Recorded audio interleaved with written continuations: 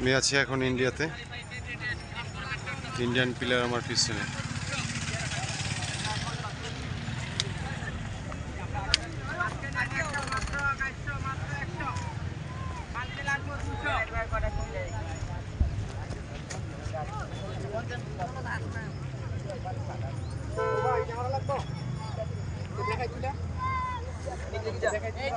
এই যে পিলার আছে, পিলারের ভিতরে দেখো, পিলারের ভিতরে দেখো।